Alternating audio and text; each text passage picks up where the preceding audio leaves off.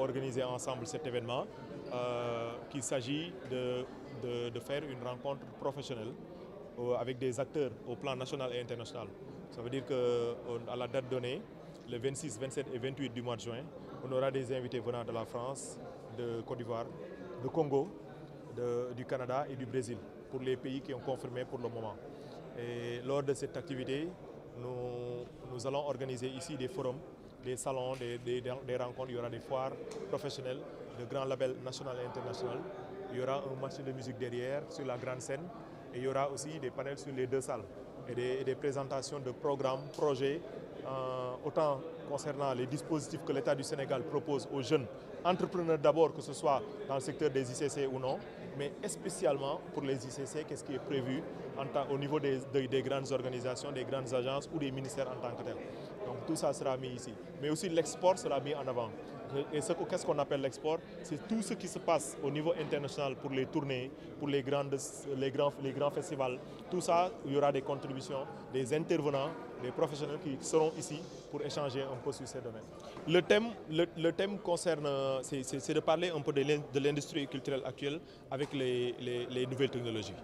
Parce qu'on se rend compte qu'aujourd'hui, l'IA, par exemple, si on donne l'exemple de l'IA prend encore beaucoup plus de place.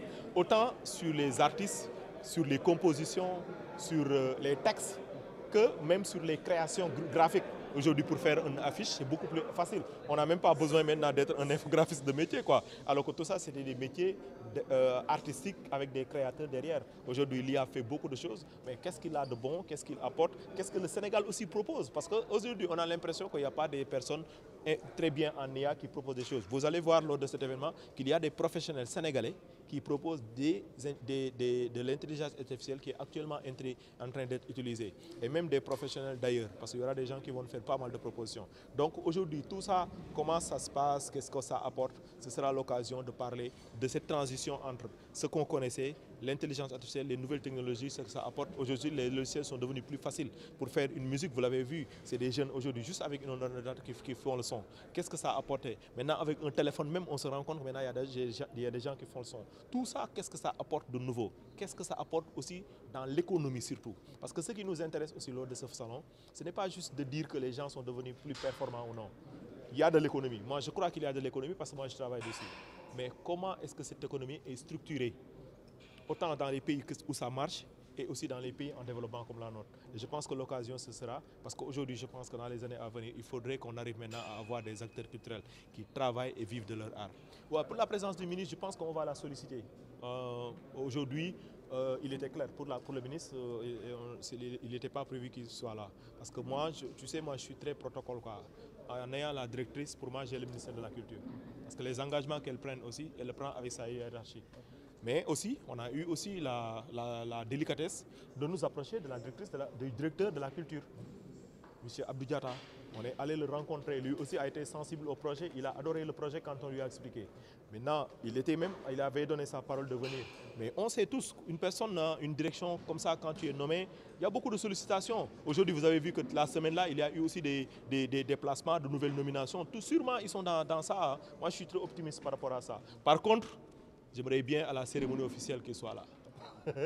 La cérémonie officielle, j'invite ici le ministre à être là, le secrétaire d'État à être là.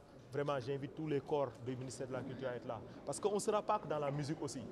Il y aura des espaces du cinéma, des espaces qui seront ouverts à la culture urbaine, les espaces de panel, il y aura de l'animation toute la journée, autant et des ateliers de formation, mais des formations en coworking. Des acteurs professionnels viendront échanger sur la danse, sur le truc. Donc il y aura des espaces pour les jeunes de la culture urbaine. Il n'y aura pas que des panels dans la journée.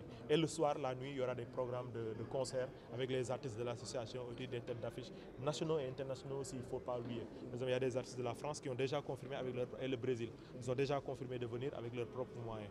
Il y a le Congo qui va venir avec une fanfare tradie moderne. Vous allez voir quelque chose d'exceptionnel avec eux que j'avais découvert au Massa. Ils seront là. Donc, et eux, ils sont accompagnés par leur pays.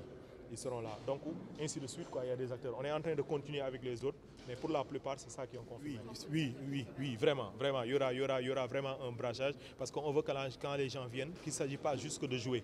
On va créer des cadres entre des professionnels. Parce que c'est ça l'objectif aussi, c'est des ponts. L'objectif, c'est quand un groupe vient dans un pays, comment le mettre en relation avec d'autres groupes d'ici pour collaborer.